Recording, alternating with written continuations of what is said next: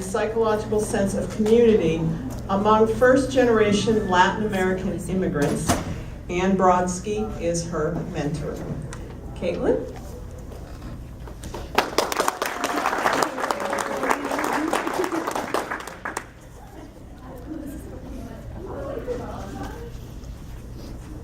Welcome. Thank you for being here today. My name is Caitlin Golden, and I'm in the Department of Psychology with Dr. Ann Brodsky as my research mentor.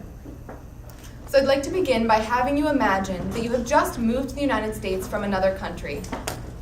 You do not speak the language, but you need to complete a myriad of tasks. You need to find a home, buy groceries, and put your child through school.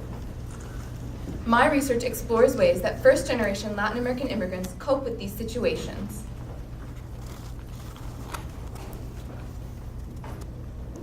Well, I will.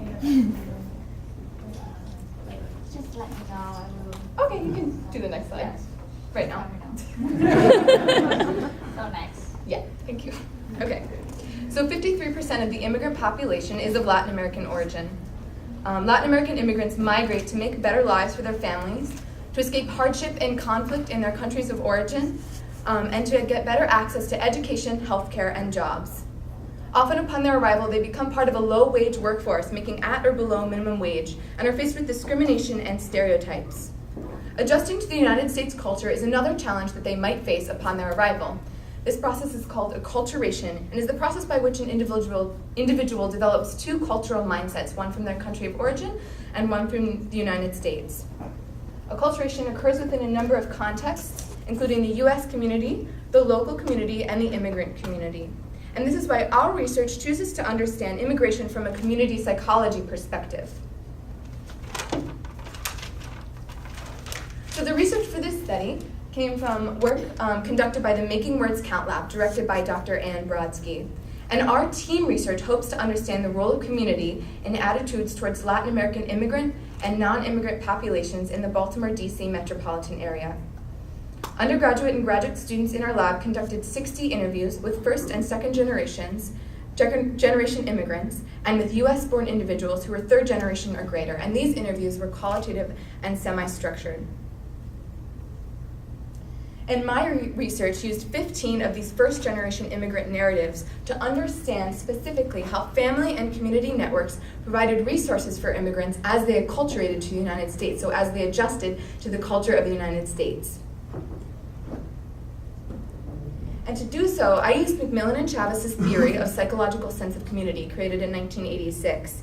And this theory is comprised of 4 broad elements, which I'll touch on each briefly. The first is membership, and this is the feeling of investing yourself to belong to a community, so creating boundaries within group and without that community. The second is mutual influence, which is being influenced by that community, but also feeling like you have a voice and a say and power within that community. The third is integration and fulfillment of needs. This is when an individual feels connected to the community and also feels like they have access to the resources available from that community. And the fourth is shared emotional connection. So this is feeling a bond with other members, and that can be because of shared history or shared commonalities between members. And so McMillan and Chavez used psychological sense of the community to apply to traditional communities such as religious communities or neighborhoods. And in my research, I use PSOC to understand how families orient themselves upon their arrival in the United States. So I'll begin by talking about how psychological sense of community relates to families, and I'll use PSOC as a framework for my research. And I'll touch on a few points for each element for both family and community, but I also want to emphasize that this is not a complete view of the immigrant experience. The immigrant experience is diverse and huge, so what I touch on here is not complete, and every person is unique. So the first element of psychological sense of community is membership, and this relates to how individuals feel that they are members of their families. And family is very important in the Latin American culture. There's a huge emphasis on family being at the heart of everything you do and how you operate in your daily life.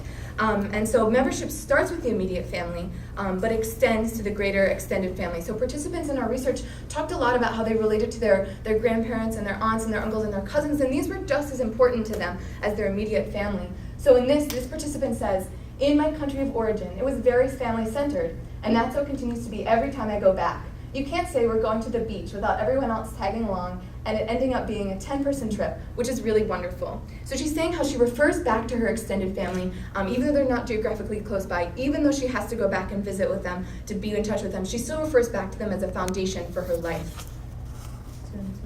So, and family is very important to individuals, and thus it's very influential on their daily lives. And it's influential in many ways, but one way is that it's influential in teaching participants about their culture, about their country of origin. So this quote's really interesting because it comes from a mother, and here she's saying, well, you have to teach your family, your children especially. It's important for them to know where you're from. So they learned many things when they went to my country of origin, the Dominican Republic, like how the people say hi a lot. So she's saying people in her country of origin are really friendly and say hi a lot. And so what is happening here is family members are influential to other family members because they connect one another with their culture and country of origin, and they're influential as cultural connectors. So family, because again, it is so important, has a strong emotional impact for participants and really is the foundation and the support upon which they can really rely. So this participant says, for professional decisions, I go to my school network, but for support on these decisions, I go to my family, my community. I would go to my school network for help for a decision and to my family for support or a different point of view on it. So she's saying how family is really at the heart of what she does. She is supported by them. But one thing of note in this quote is a theme I saw arising, how participants were able to turn to their family emotionally, but then also turn to their outside communities for support or life advice, for help and guidance. So this next element of psychological sense of community is shared emotional connection. And I thought this was just a really beautiful theme arising in shared emotional connection of celebrations, of holidays and birthdays. And holidays and birthdays were really important to participants. And they often talked about how they wanted to share these celebrations with family members, with extended family, with immediate family. And so this participant says, I wish I could have my entire family to celebrate the holidays with. I wish they were here for birthdays and holidays. So birthdays and holidays are really a way that individuals connected and united as families, and a beautiful way of really sharing that emotional connection. So one thing of note, especially in the last two quotes, is how family is so important and really family is at the heart of what people do, but sometimes it's not enough. Sometimes people's families aren't around. Sometimes their immediate family isn't available for the support that they need, or their extended family remains in their country of origin and can't be there for them. So this is where, for a lot of the participants in our research, the Latin American immigrant community became very important. And when family wasn't there, the Latin American immigrant community was there for them to turn to fill the gaps, for them to get the help that they needed as they acculturated to the United States. So these two elements of psychological sense of community, membership and shared emotional connection, united through the theme of language for members of the Latin American community. So what was really interesting is participants talked a lot about knowing the Spanish language and how this identified them as a Latin American immigrant community member. So this participant says, language. I think language is a big piece of it. I try to keep the language. I think the language is a big part of what I believe is important to preserve my identity. So what she's saying is she identifies as a Latin American immigrant because of her language skills, but also is able to look at other people and say, you know Spanish, you're an immigrant, I feel that I'm a part of a community with you, and thus is able to turn to them for resources and shares that emotional bond with them of being an immigrant. So language is also important because it allows participants to share resources. So if you know Spanish and you know English, you can help your community with your language skills, with your English proficiency. And being bilingual gives participants the ability to influence their communities. So this woman, this was a really interesting quote. She's talking about a friend of hers that called her one day and said, I have been praying to God for an angel, and he sent me a Peruvian angel because her friend couldn't communicate with school because she doesn't speak English. So I helped her a lot. And in this way, her Spanish language skills allowed her to be an influence on her community and be an influence by providing the resources that language gave her. So in this element of psychological sense of community, I'm talking about integration and fulfillment of needs here. And this is really interesting because this participant talked a lot in his interview about how when he came from his country of origin, he felt really lost without having his extended family. He came with his immediate family, but he didn't have his grandparents and cousins and aunts and uncles around, and this was really important to him. in his home. But here in the United States, he didn't have that. So he talks a lot about how the community thus became his family. His Latin American community came in to fill those gaps. And he says, my parents have this group of friends, which in Colombia would have been just friends. But here they become like a family because they resemble the family life. So instead of having the grandmother, you have my dad's friend who comes over to have lunch. So I see them not as my dad's friends, but almost like uncles and like aunts. And so he's talking about how the Latin American immigrant community really came and provided emotional resources for him when he didn't have them, when his extended family wasn't around. So in sum, family provides emotional and psychological support for participants, and that's really based on the fact that family is so important in the Latin American culture. But sometimes, for whatever reason, participants didn't have family. They didn't have their immediate family, they didn't have their extended family, or that family wasn't enough for them here in the United States. So that's where they became part of the Latin American immigrant community and had access to those resources. And used the membership that they had within both of these networks to get resources that they needed during their acculturation process. What I learned from this research is that every immigrant is different. Every person in our research was different and provided a unique story. And I realized throughout the process that you can't define a whole group of people by stereotypes that you might see in the media and that you might see in the press. But at the same time, something I realized was that these people just wanted what we consider the American dream. They wanted what was better for their families. They wanted to have a good job, a good house. They wanted to come to the United States and be successful. And I wanted to end by saying this really beautiful and kind of poignant quote that really struck me throughout my research. It is a participant, and he's saying, if anybody knows why they call it aliens, what makes us aliens? We are humans. We were born the same way. We breathe the same way. And we do things the way as Americans do. So no difference. So he's really saying that everyone is unique, but also everyone's dreams and hopes are really universal. And I thought this research was important not to apply theories to experiences, but to understand the experience of Latin American immigrants as being so beautiful and to dispel myths that might harm their well-being. So I want to thank some people, some very important people. First, the UMBC community, my professors, mentors, and wonderful friends who listened to me practice this presentation a million times, and to my family, some of whom are here today. I want to thank the Office of Undergraduate Education for awarding me a URA to complete this research.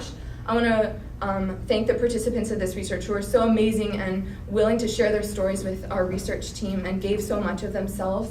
I also want to thank the Making Words Count research team, the graduate students and undergrads who were very supportive and helpful and helped conduct this research. And I want to thank also Dr. Ann Brodsky, who is amazing and supportive and incredible source of support for me during this process. So thank you all for being here today. Thanks everyone for coming. And I think we have a few minutes for questions.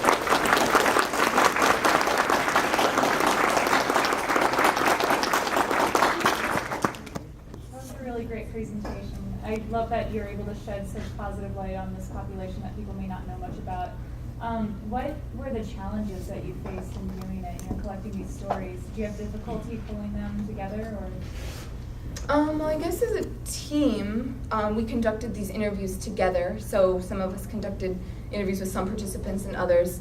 And I guess recruitment's always a difficulty, of course. And we were operating on a limited population because we spoke with individuals who were proficient in English. So we didn't get to talk to people who only knew Spanish. And so, of course, that's a different experience being in the United States, only knowing Spanish. This is obviously a theme that we saw. So only knowing English is one. And also we talked to legal immigrants for the most part. I didn't know their legality status, but I think it's a lot more difficult for illegal immigrants to speak about their experience because they're anxious about being deported. Right. So there were limitations in our research for that reason.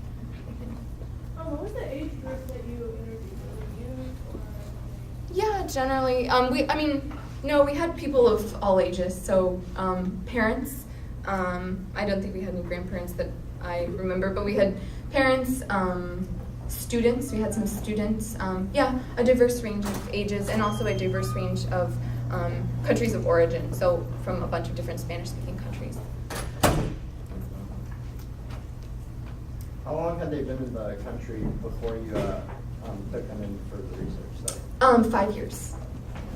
At least a minimum of 5 years. So we had plenty of people who had been here for 30 plus years. Alex? Would you consider going to another country that has a high immigrant rate like America, performing a similar study? Yeah, I think that'd be really interesting to see the differences. I think Sweden has a very different immigrant policy. So seeing how their immigrants are acculturated and are able to access resources might be very different than in the United States, the United States immigrant population. So yeah, it'd be really interesting to see that. Oh, do we want to? Yeah, we're Oh, sorry. So thank you so much.